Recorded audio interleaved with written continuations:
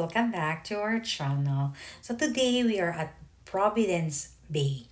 It is Manitolin's longest and safest sand beach.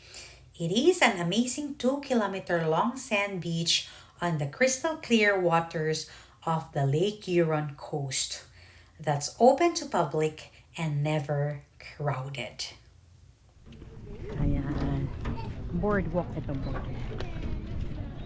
Hanggang doon ang boardwalk.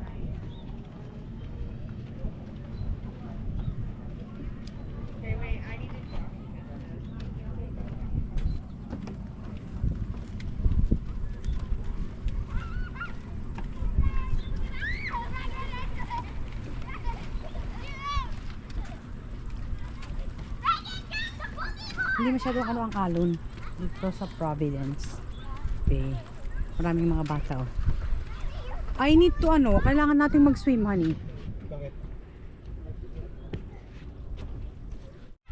Ayan ang Providence.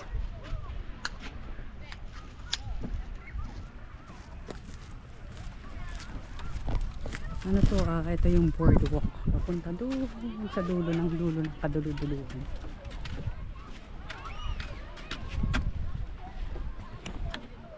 Ang ganda ng Providence Bay. Kasi doon sa dulo hanggang dito. Tapos Sandbank din, no? parang sandbank din. Kaya malinis. Malinis to? Malinis yung tubig niya. Oo, malinis ang tubig niya. Tapos may boardwalk na dadaanan ka hanggang doon sa dulo.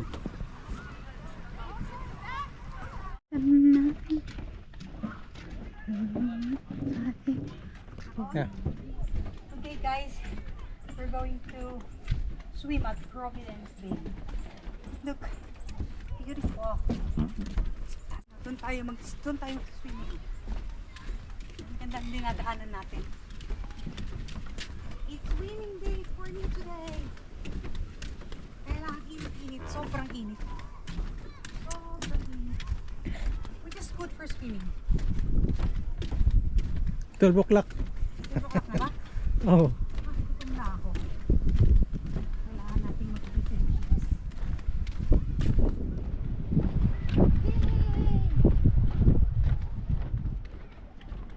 Yay!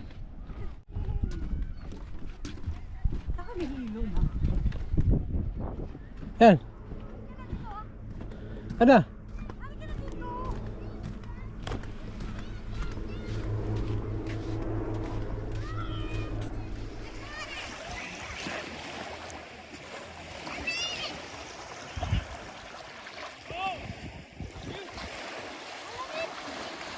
Habang lumalayo, lumalamig. Ano lumalamig ko?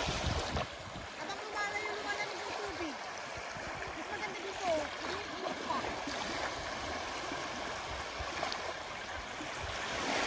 Ayun, men.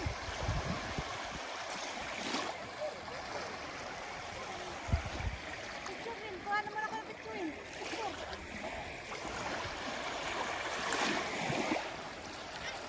Yan, lusong tayo sa tubig. Ang babaw. Mainit ang tubig dito sa gilid.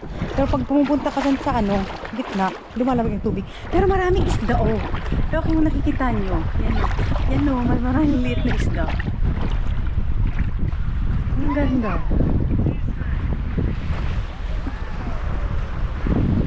Tanghaling tapat actually. Ang ganda dito kasi hindi masyadong ang alon. Kids friendly talaga siya. Hanggang doon. Hanggang dito lang siya. Kaya maraming bata dito. Silang ayon. Sarap maglakad dito sa session. Oh, diba?